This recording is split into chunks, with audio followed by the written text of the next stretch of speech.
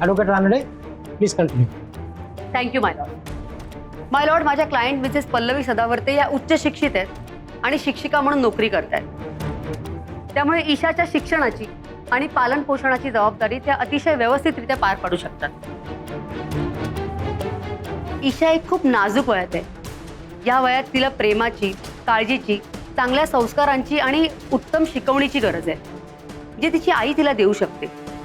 मी कोर्टाला विनंती करते की ईशाचा ताबा त्यांची आई पल्लवी सदावर्ते यांच्याकडे देण्यात यावा.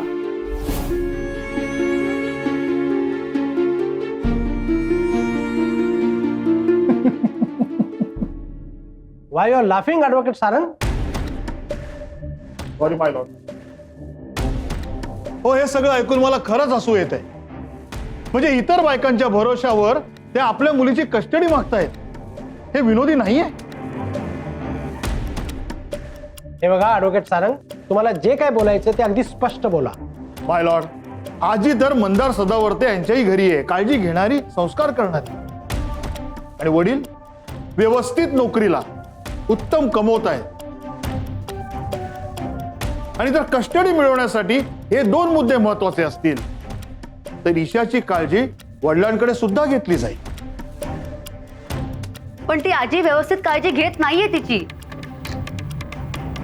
माय लॉर्ड, त्याशिवाय यांचे अशील मिस्टर मंदार सदावर्ते हे एकाही नोकरीवर कायम राहत नाहीत. त्यांना सतत आर्थिक चणचण असते आणि त्यामुळे त्यांनी माझ्या अशील मिसेस पल्लवी सदावर्ते यांच्याकडे अनेकदा पैशांची मागणी देखील केली आहे.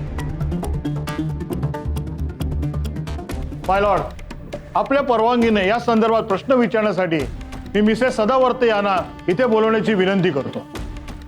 Permission granted. थँक्यू.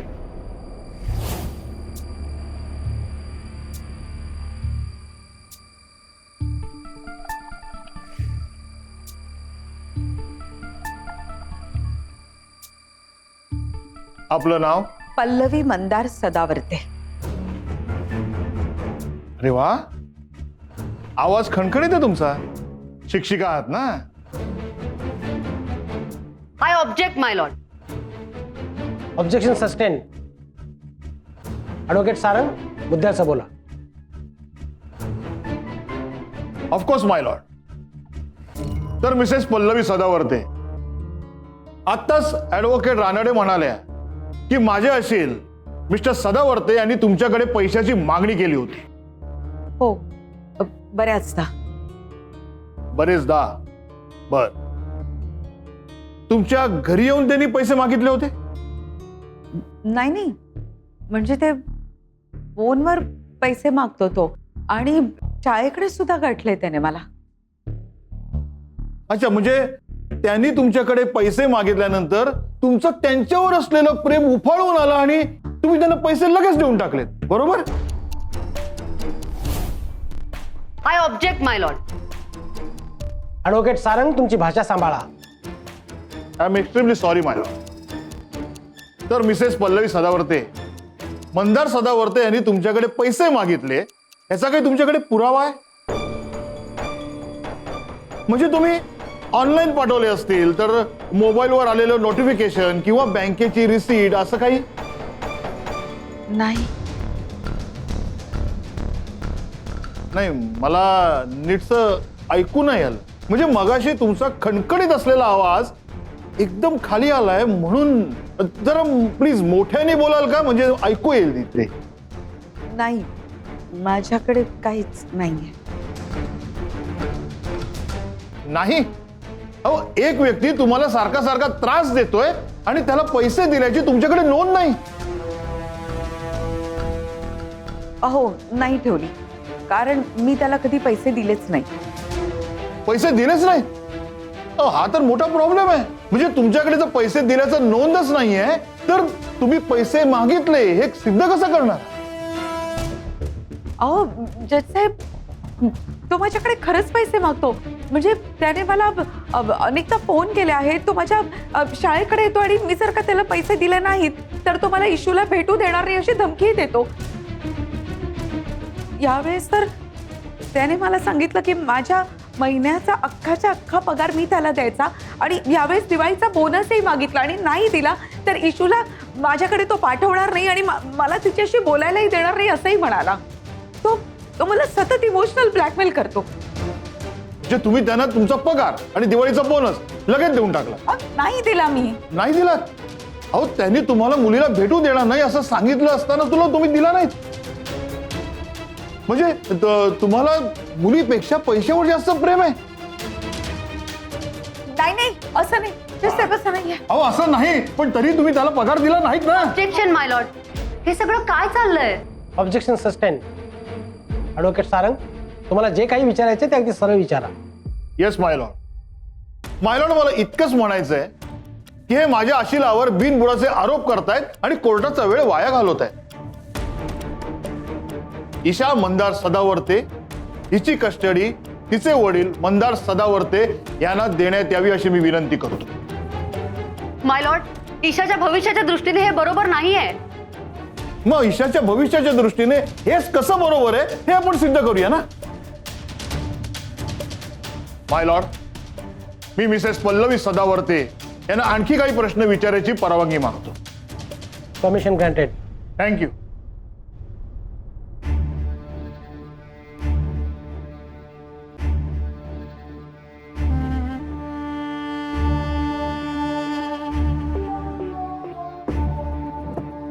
पाणी हो प्या. काय अशा वातावरणात घशाला कोरड पडते म्हणून प्या. हो प्या म्हणून. ऑब्जेक्शन माय लॉर्ड. ॲडव्होकेट सारंग, त्यांना पाणी हवं असेल तर ते घेतील मागून. तुम्ही मुद्द्यावर या. Okay madam.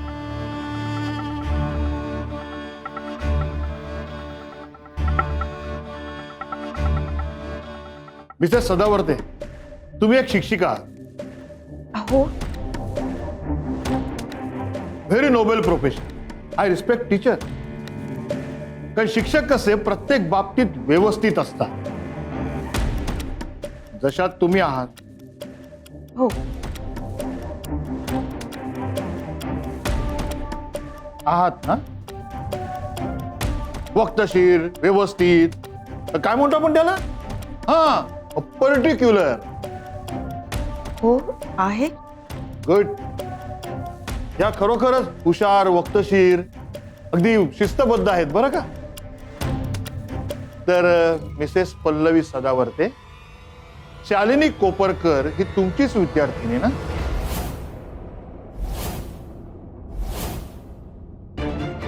Shalini Koparkar. Generally शिक्षकांना आपले सगळे विद्यार्थी माहिती असतात म्हणून विचारलं. ऑब्जेक्शन माय लॉर्ड, या प्रश्नाचा या केसशी काय संबंध आहे? संबंध आहे माय लॉर्ड, खूप जवळचा संबंध आहे. ऑब्जेक्शन ओव्हररूल. थँक्यू माय लॉर्ड. तर शालिनी कोपरकर इयत्ता 8वीत शिकणारी विद्यार्थिनी ही तुमचीच विद्यार्थिनी आहे ना? हो. पण काही दिवसापूर्वी शाळेत ती चक्कर येऊन पडली होती, बरोबर? तेव्हा शाळेने तुम्हाला मेमो दिला होता. आठवतंय? आठवत तुम्हाला? हा बघा, हा मेमो आठवतंय? नाही आठवत? मीच दाखवतो. या माय लॉर्ड, ही त्या मेमोची कॉपी. तर मिसेस सदावर्ते, हा मेमो तुम्हाला का दिला होता? शालिनी म्हणजे मी सांगतो. माय लॉर्ड, मिसेस सदावर्ते ही अत्यंत हुशार, शिस्तप्रिय व कर्तव्यदक्ष अशा शिक्षिका.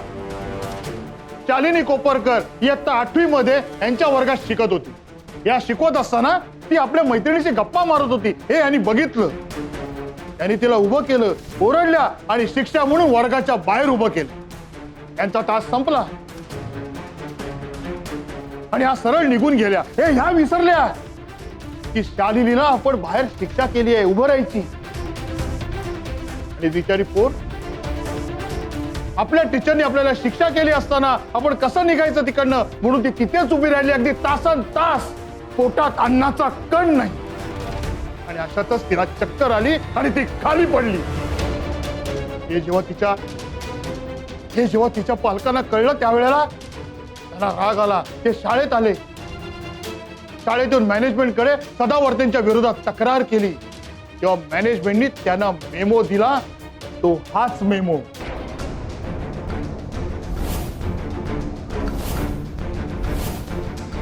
M I right? हो. म्हणजे तुम्ही विसरला होता आणि तरी तुम्ही व्यवस्थित आहात. माय लॉर्ड, त्यांच्या व्यवस्थितपणाचं आणखी एक उदाहरण मला कोर्टाला द्यायचं.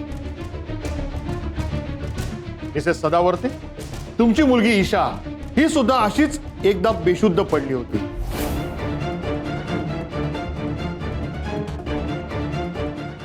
अहो बोला ना, बोला बोला. ती बेशुद्ध झाली होती बरोबर? हो हो हा. कशी कशी झाली होती? काय झालं होतं तिला? ते हा ते घरात झोपली होती. घरात झोपली होती आणि झोपेतच ती बेशुद्ध झाली बरोबर? नाही ती नाही. हा मग मग पुढे पुढे काय? बोला ना बोला ना. बोला पटपट बोला. पटपट बोला. हो बोला. ती वासाने बेशुद्ध पडली. वासाने? वासाने बेशुद्ध म्हणजे नक्की कुठला वास होता तो? हा असं वासाने एकदम बेशुद्ध व्हायला वास कसला होता? हा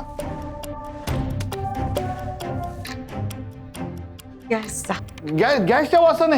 अच्छा, म्हणजे ती स्वयंपाक घरात होती, तुम्ही जेवण करत होता, तो गॅसचा वास तिला आला आणि ती बेशुद्ध झाली बरोबर? नाही नाही ते मी शेगडीचा नॉब. हा तुमच्याकडनं नॉब काय? नॉब शेगडीचं बटन असतं ते. हा हा बोला ना. बोला बोला बोला. काय नॉब? ते चालू राहिलं माझ्याकडून. अरे बाप रे, एवढ्या व्यवस्थित भाईकडनं नॉब ऑन राहिला?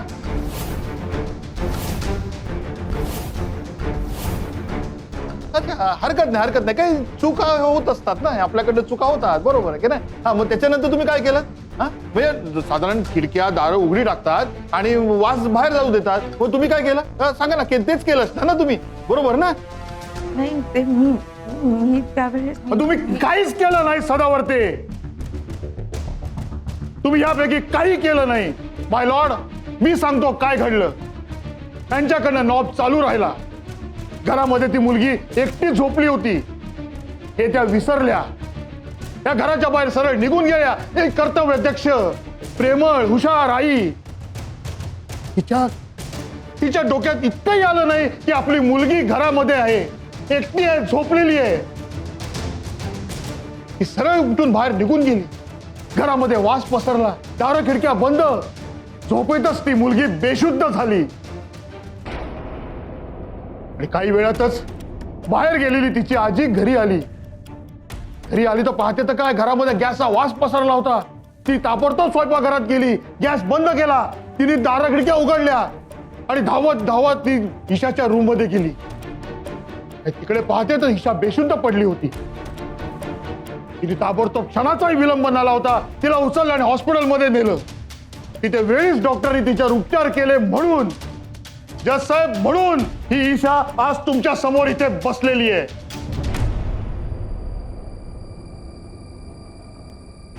इतकीच आजी आहे ऍडव्होकेट रानडे, जी काळजी घेत नाही असं थोड्या वेळापूर्वी तुम्ही म्हणाला. माय लॉर्ड, मिसेस सदावर्ते या विसराळू आणि धांदळ स्वभावाच्या आहेत. याची 2 मोठी उदाहरणं मी आता कोर्टासमोर दिली आहेत. ज्या मुलीची त्यांना कस्टडी हवी आहे त्याच मुलीच्या जीवावर बेतू शकलं असतं. माय लॉर्ड, खोटं बोलताय ते. माझी आत्या अशी नाहीये. एखादी गोष्ट विसरल्यामुळे एखादी आई वाईट असू शकते असं आपण कसं ठरवू शकतो? जज साहेब, मी तुम्हाला हेच सांगण्याचा प्रयत्न करते की माझी आत्या खूप प्रेमळ आणि खूप समजूतदार आहे.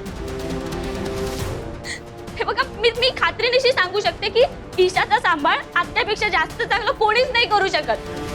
जज साहेब, मी हे इतकं ठामपणे सांगू शकते कारण आम्हा दोघा बहिणींचा सांभाळ जितका आमच्या आईने केला नाही तितका आमच्या आत्याने केलाय. तिने आम्हाला सांभाळलाय, खाऊ पिऊ घातलाय, आमच्यासोबत एक मैत्रीण म्हणून ती राहिली आहे, आमच्यावर चांगले संस्कार केले. जज साहेब, मी तुम्हाला रिक्वेस्ट करते, प्लीज ईशाला तिच्यापासून दूर करू नका. तुम्हीच सांगा ना जज साहेब, एक आई आपल्या मुलीपासून इतकी वर्ष दूर कशी राहू शकते? त्या ईशापासून इतकी दूर राहिले, इतकी वर्ष. प्लीज प्लीज तुम्ही तिला आता तिच्यापासून दूर करू नका. ईशा तिचा जीव आहे सर. Please Sanika please. जज साहेब, मी तुम्हाला विनंती करते, प्लीज ईशाची कस्टडी आत्याला द्या. तुम्हाला जे काय बोलायचं आहे ते विटनेस बॉक्समध्ये येऊन बोलावं लागेल. माय लॉर्ड, यापुढे काही बोलण्याआधी मी मिस्टर मंदार सदावर्ते यांना काही प्रश्न विचारण्यासाठी इथे बोलवण्याची परवानगी मागते. Permission granted. Thank you.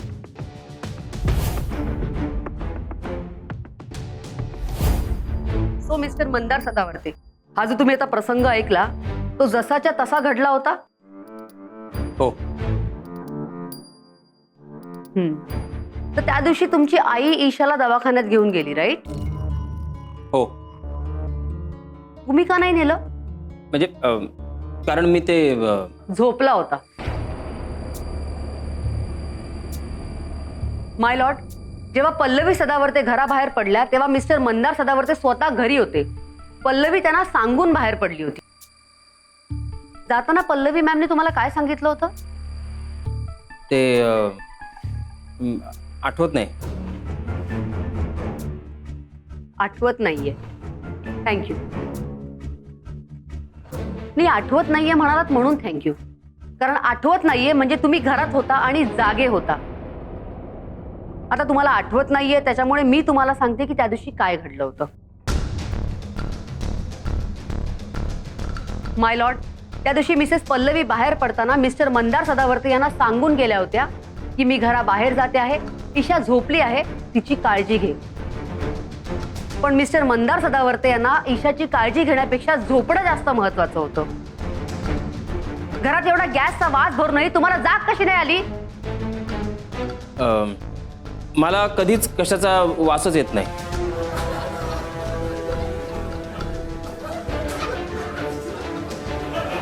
Order order.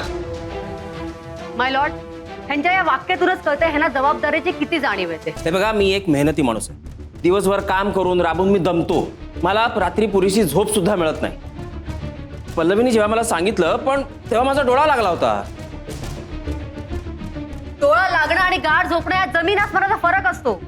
गॅसचा नॉब बंद करणं जशी पल्लवीची जबाबदारी होती, तशीच घरात लहान मूल असताना सगळं नीट आहे की नाही हे बघणं तुमची जबाबदारी होती. गॅस लीक होतं हे तुमच्या लक्षात यायला हवं होतं. हे बघा, किचन मधल्या सगळ्या कामांची जबाबदारी पल्लवीची होती. का? कारण किचनची जबाबदारी नेहमी बायकांचीच असते. असं कुठे लिहून ठेवलंय? जर घर दोघांचं आहे, संसार दोघांचा आहे, मूल दोघांचं आहे, तर घरातली प्रत्येक जबाबदारी ही दोघांचीच असते मिस्टर मंदार सदावर्ते. इथे संसार कसा करावा यावर मोरल एज्युकेशन दिलं जातं का माय लॉर्ड? सगळं आईने सांभाळावं असा कायदा नाहीये ऍडव्होकेट सारंग. मग दोघांनी सगळं सांभाळायचं असाही कायदा नाही ऍडव्होकेट हो, रानडे. पण म्हणून गॅसचा वास आला नाही हे कारण देऊन हा हात वर करू शकत नाही. नवरा घरात आहे म्हणून नॉब उघडा ठेवायचा हे लायसनही तुमच्या शिलाला दिलेलं नाही. हे बघा तुम्ही order order in the court please. Advocate Sarang, advocate Ranade, कोर्टाची शिस्त मोडू नका. Sorry my lord. Apologies my lord. My lord, माझ्या अशिलाची या बाबतीत कशी चूक आहे हे त्यांनी सिद्ध करण्याचा प्रयत्न केला किंवा सिद्ध केलंही तरी त्यांच्या चुकांची मालिका इथे संपत नाही. अहो, गॅस लीक होऊन जीव जाणार होता ही घटना अप्रिय होतीच, परंतु त्याही पेक्षा अप्रिय घटना यांच्या विसळबोळेपणामुळे घडता घडता टळली. आणि याच बाबतीत मला मिसेस सदावर्ते यांना अजून काही प्रश्न विचारायची परवानगी हवी. Permission granted. थँक्यू माय लॉर्ड.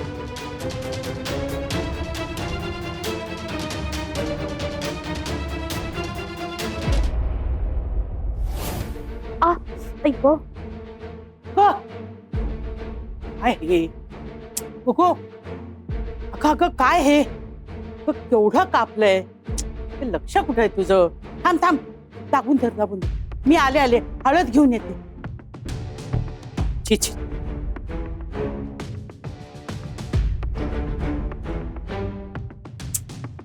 अरे आता सांभाळून नाही का सगळं करायचं? बघू बघू. दाबून धर. हा मालिक, आज तुझं चित्त थाऱ्यावर नाही होय ना? काय झालं असेल हो कोर्टात? मिळाली असेल का पल्लवीला ईशाची कस्टडी? खरं तर मिळायला हवी ग, कारण कोर्टामध्ये ना वाटेल तसं बोलतात, वाटेल ते प्रश्न विचारतात. मला काळजी वाटते ईशाच्या बाल मनावर काय परिणाम होईल ग. बिचारी ईशा इतक्या लहान वयात काय काय सोचते हो. खरं सांगू का, पल्लवीनं खमक राहायला हवं. नीच मंदार आणि त्याचा तो वकील आपलं म्हणणं खरं करण्याकरता वाटेल त्या थराला जातील. मला माहितीये ना.